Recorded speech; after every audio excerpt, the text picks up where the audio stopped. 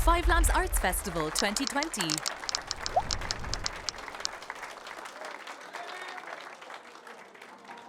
Yet there's one place on this earth I've always liked the best. Just a little town I call my own. For Dublin can be heaven with coffee at 11 and a stroll in Stephen's Green. No need to hurry, no need to worry. Anyway, as I was saying, it was all coincidence. The whole thing. Myself and my sister Lou were in Beauties. She was munching her way through a slab of Madeira cake while complaining about Tommy, the husband. Always on about Tommy. Gives her a hard time, he does. Anyway, while we were there, didn't I see this pair of owl ones sitting at the table beside us? Oh, I was in Bewley's last week with my sister Betty. Not in good form at all, Betty, no. She just had bad news. The worst imaginable. We didn't stay long. We had only got back to the house when we remembered we'd nothing in for the dinner. It was then that Betty suggested we order something from the Indian place on the Cabra Road. I'd never in my life eaten Indian. Just as well there were numbers.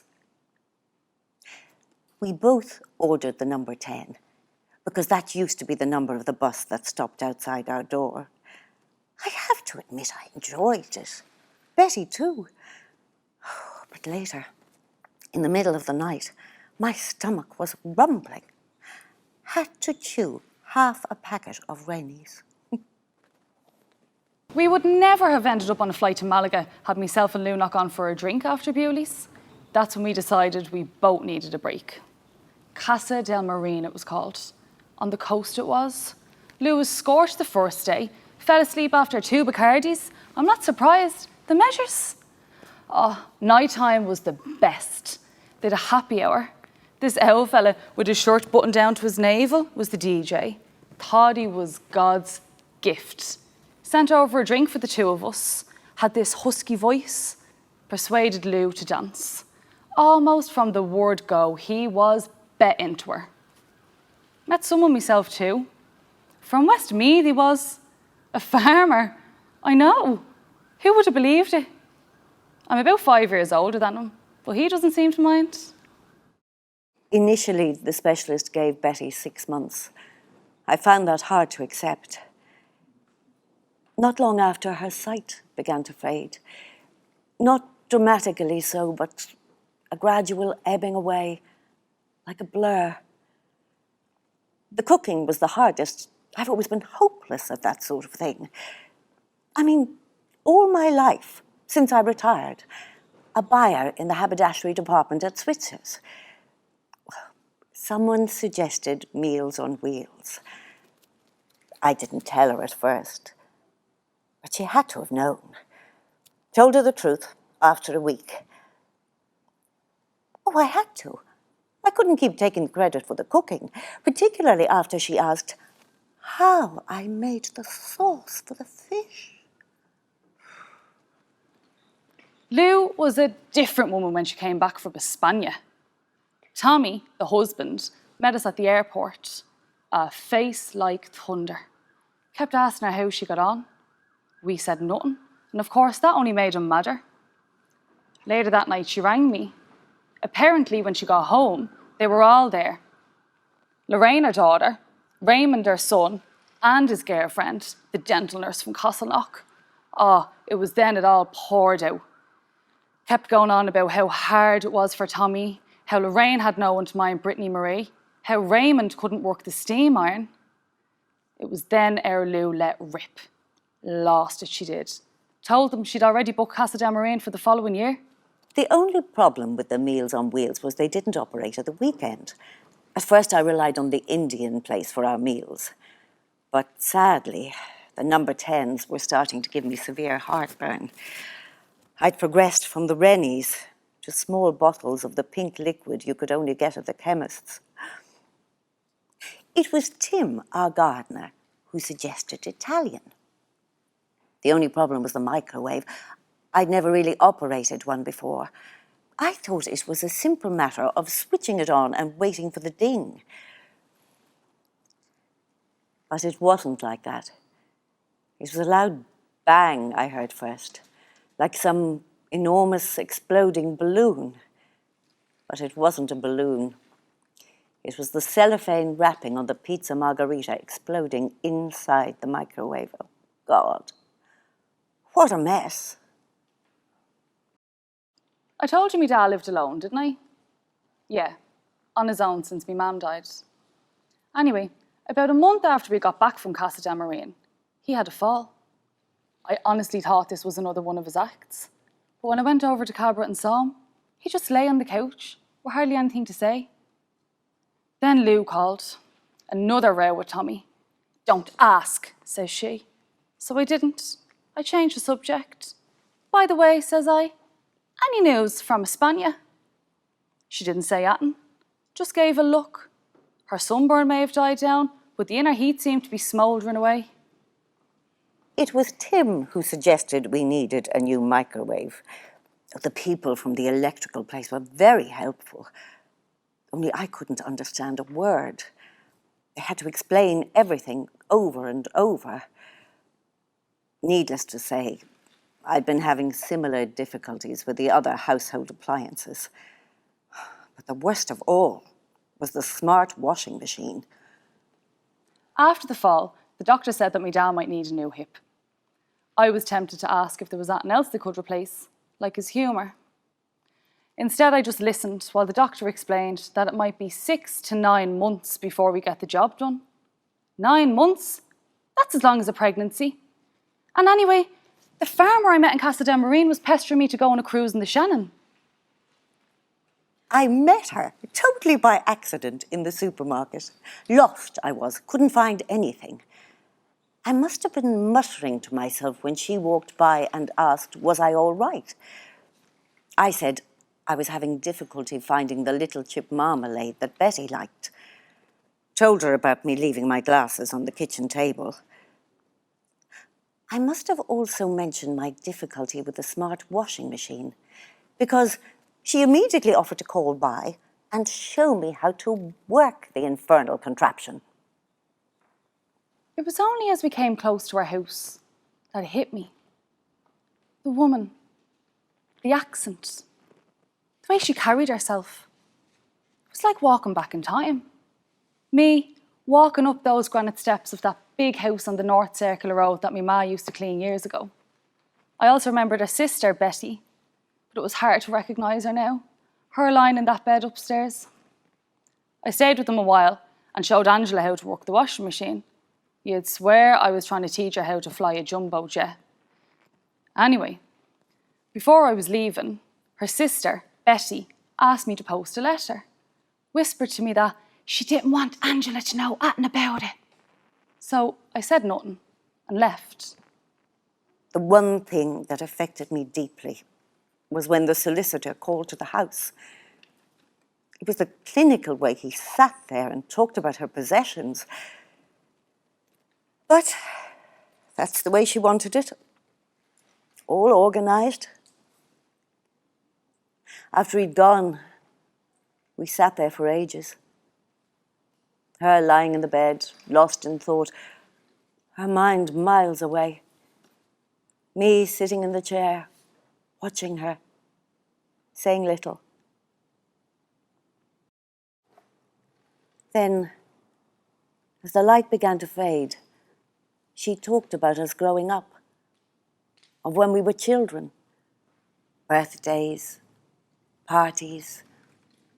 Remember, she said several times. I just sat there nodding. I found it hard to draw those images from the past into my mind. Or maybe I was too consumed with myself and my own life. The news that España had been in contact with Lou was one thing, but to hear that she was thinking of going back for a long weekend was something else. But why? I asked. Why not? Says she. I mean, it would be one thing if your man with the leathery skin was anything to look at. What about Tommy? It's only a weekend. I'm not talking about a weekend. I'm talking about life. I'm talking about what might happen if you go and you don't want to come back. The hospice people were very caring. At first, her staying at home frightened me.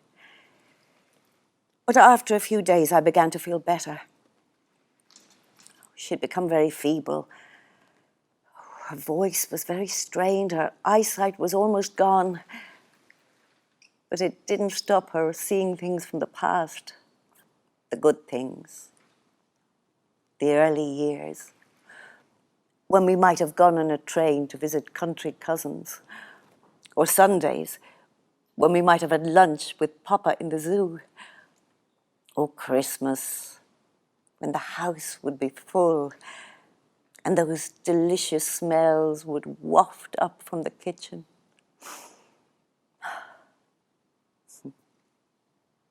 You can't love him, says I to Lou. I didn't even want to say that Tommy was better looking than the one with the skin as rough as a leathery handbag. I'm not talking about love, says she. I just like being with him. He makes me feel good. Yes, says I, but how many other women are saying the same thing? I don't care. I'm fed up with it all, fed up running after them all. As soon as I came back, it was business as usual. Lorraine asking me to babysit and Raymond changing his top and himself doing the same thing. I'm fed up with it all, Mona. It's not on, so it's not. It's not. The night before she died, we knew she was slipping away. The nurse from the hospice made her comfortable. She was still conscious, though sleepy. Her breathing became laboured. It was just after 5 a.m. when she took her last breath. I'd been brushing her hair. Her last words were whispered. She just kept saying, thanks, thanks, and nodding at us. It was all so peaceful, really, like as if she was drifting into a deep sleep. A sleep she was never going to wake up from.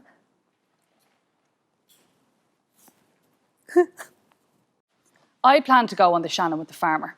Had it all worked out. Then Darren, my young fella, tripped, carrying me da up the stairs. Up, if you don't mind. Not down. What next, says I. What next? Caught his heel on one of those old stair rods that had been there since the time of my grandmother. I was beginning to think that by the time I got to go on the cruise, the Shannon would be all dried up.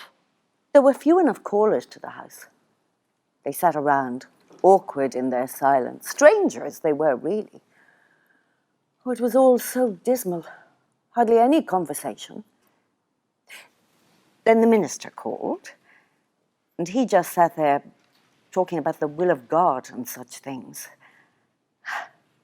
And then it all changed. There came a knock to the door. I opened it, and there they were, Mona and her sister, Lou. We'd read it in the paper. At least me dad did. Himself and Darren sitting on the couch. Darren with his ankles strapped up, and the other acrobat waiting on a bed and a hip from Kappa Hospital. He read out the death notice. He remembered the sister as well. Not only because Ma did the cleaning for years, but because he did the odd job himself. Odd, says I to myself. Must have been very odd indeed. Everyone was sipping sherry when the sisters walked into the room. At first, they were very quiet. I asked them if they'd like a drink, and they said they weren't particularly partial to a glass of sherry, so I went rooting around downstairs and came across this old bottle of brandy. I tried to explain to them that in all likelihood it had probably turned to vinegar.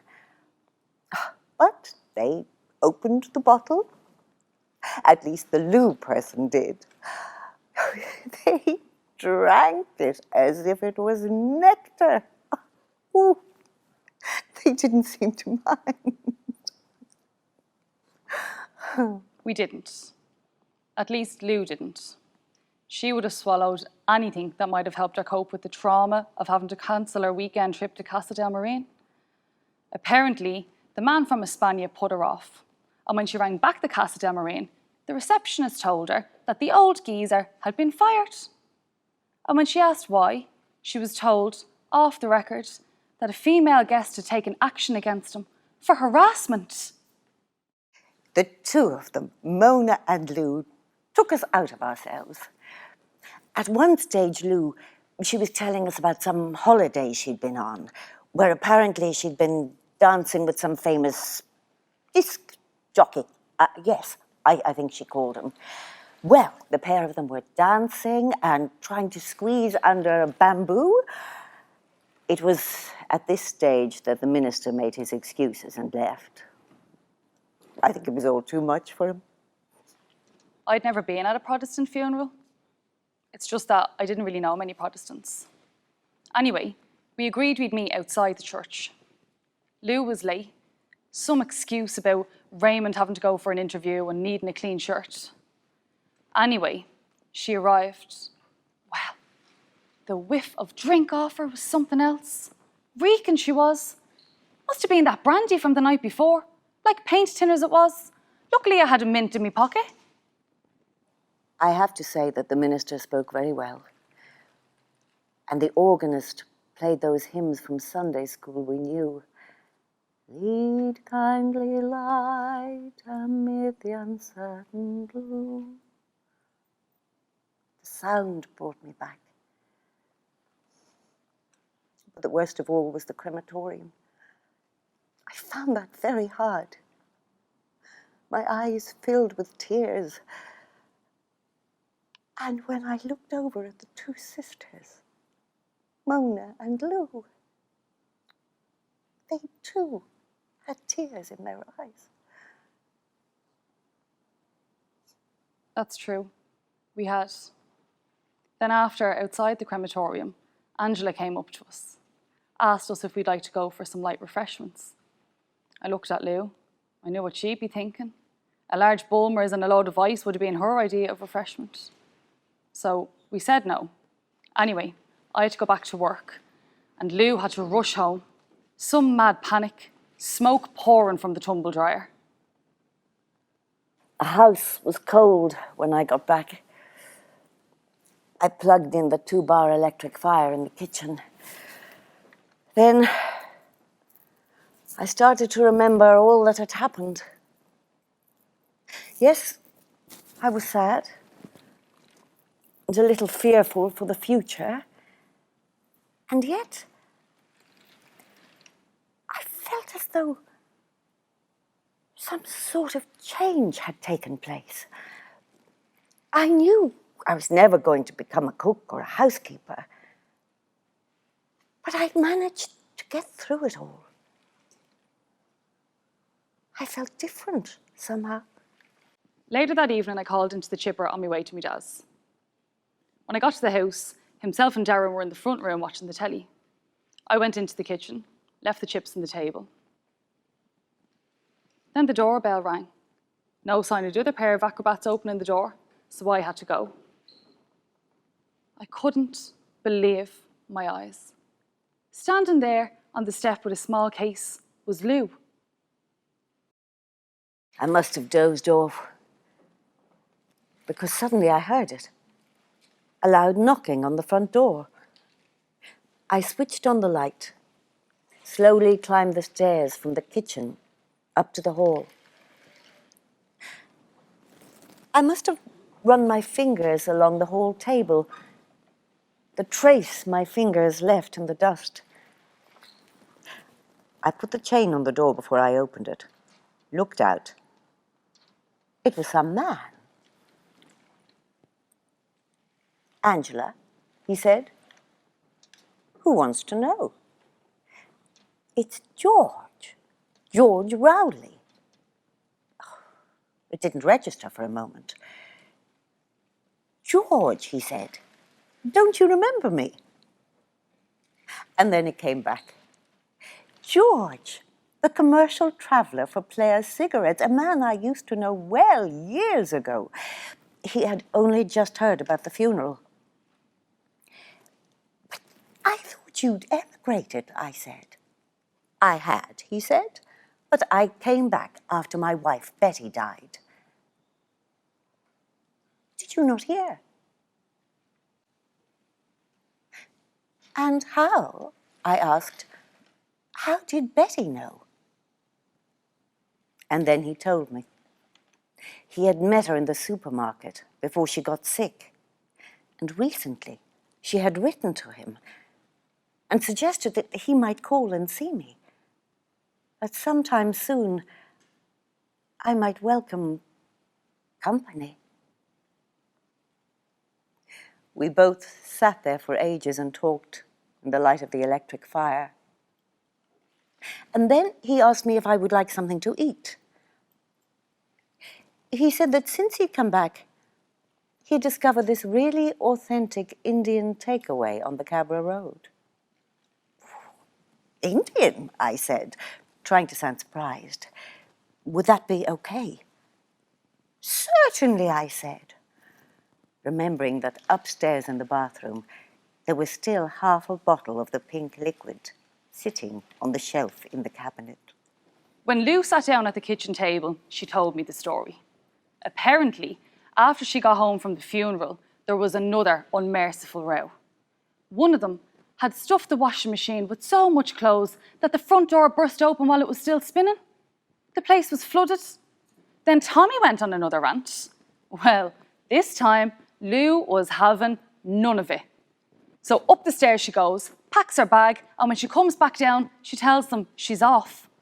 "Off to that Casa del Marine dive, I suppose," roars Tommy. "No," says she, "not the Casa del Marine. This time, it's the Casa del Cabra West." And as if that wasn't bad enough, she storms out to the back, opens all the flaps on Tommy's pigeon loft, and screams and roars until all the birds have flown. "But you know, Lou," says I, "all those birds will fly back." "Yeah," says she. "Well, here's one bird that won't." Long after the number 10s were finished, we sat at the table and talked. And when it was time to go, I walked him up the stairs from the kitchen, along the hall to the front door. And it was then, as he kissed me on the cheek, he asked me, would I mind if he called to see me again. I didn't hesitate. I told him that he'd be more than welcome.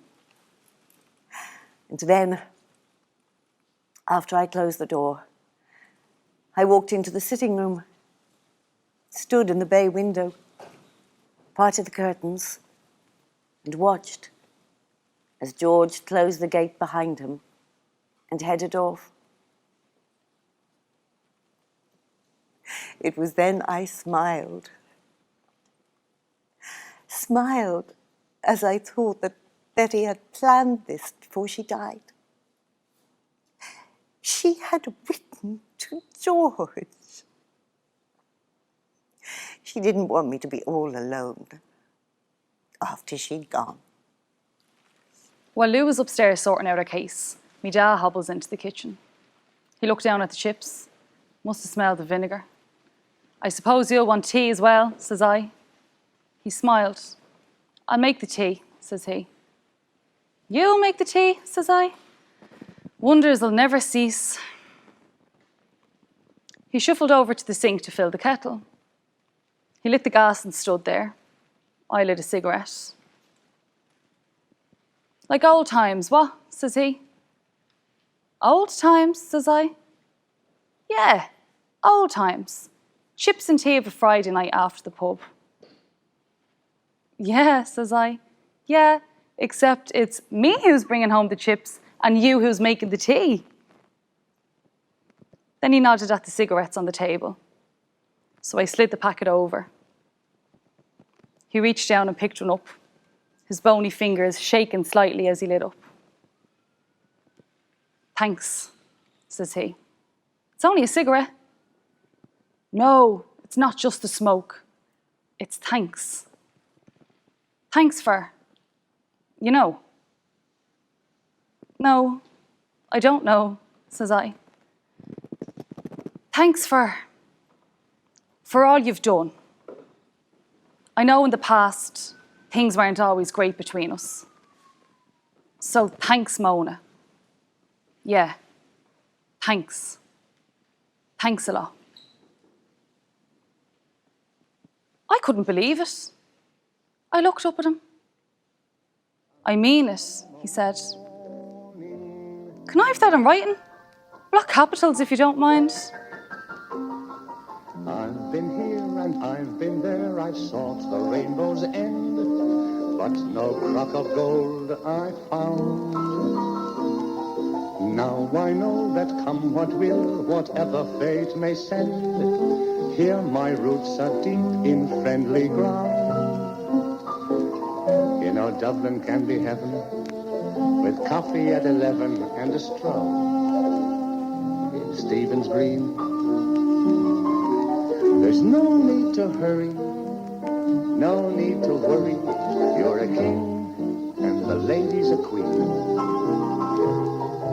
Grafton Street's a wonderland, there's magic in the air. There are diamonds in the lady's eyes and gold dust in her hair. And if you don't believe me, come and meet me there, in Dublin on a sunny summer morning. For Dublin can be heaven, with coffee at 11 and a stroll in Stephen's Green. No need to hurry, no need to worry. You're a king and the lady's a queen. Grafton Street's a wonderland, there's magic in the air. There are diamonds in the lady's eyes and gold dust.